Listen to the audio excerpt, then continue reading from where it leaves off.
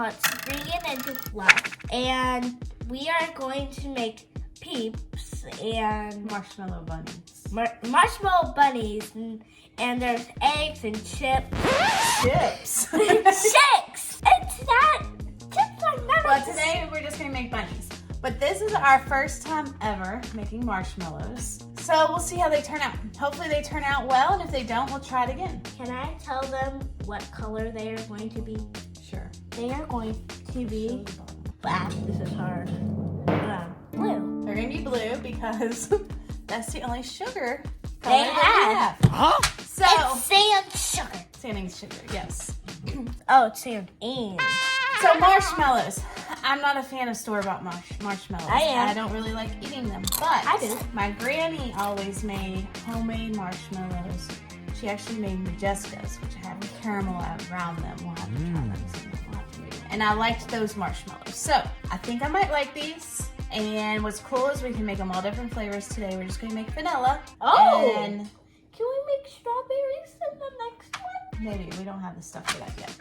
And part 2, we're going to make strawberry ones. No. Yeah, we're not having baby. a part 2 on this one. You get to see us make it and have some fun and see if we do this correctly. You think we got it? You think we'll get it? Okay, she's too busy watching herself. So, the first thing we have to do is take this gelatin, which is unflavored, and add water to it. And a color. And add water to it and make it bloom, which means it just absorbs the water. So we're going to pour the water in there and then let that sit for 5 minutes. Oh. Should we stir this? Yes. Yeah, bro!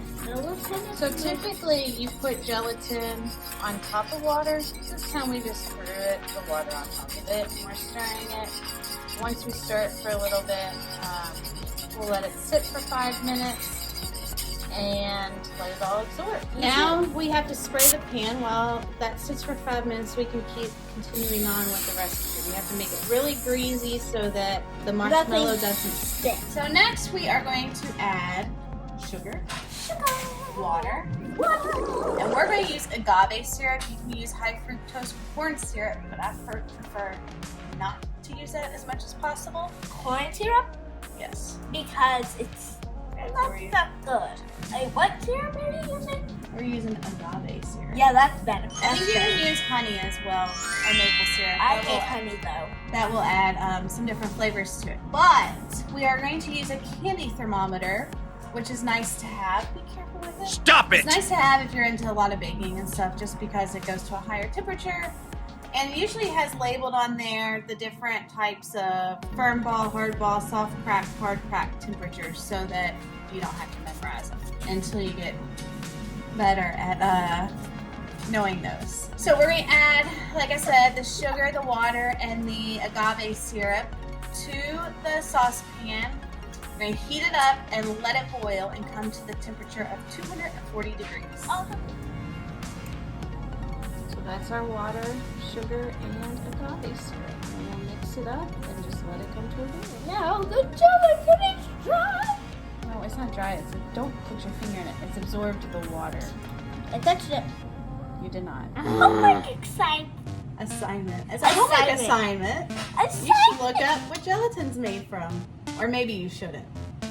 What? Oh, now I know. Now I'm going to tell you what it's made of.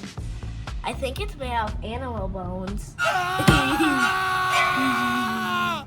This is what it looks like when it's boiled and with your arm. Yes, You're sir. supposed to push that down. And it'll go all the way up until it goes all the way up or halfway up to tell you how hot it is. So the syrup is boiling. Now we're going to pour the remaining agave syrup into the mixing bowl. You got that? And then we're going to heat up our gelatin to melt that for 30 seconds in the microwave. I got chameleon feathers. And then what we'll do is we'll turn the mixer on low and add the melted gelatin And then while the mixer's on low, we will pour in the boiling syrup. Now that's a step that a parent must do. A parent must pour the boiling syrup in because it will blister you if it lands on your skin. Ouch! Ouch! So here's what gelatin melted looks like. Pull it, put the mixer up. We'll put it on low. And again, we forget to. So we're gonna put it on low. It smells gross. I don't want to be here. And while it's on low, I'm going to pour the boiling sugar in slowly, and we don't have to worry about scraping it completely.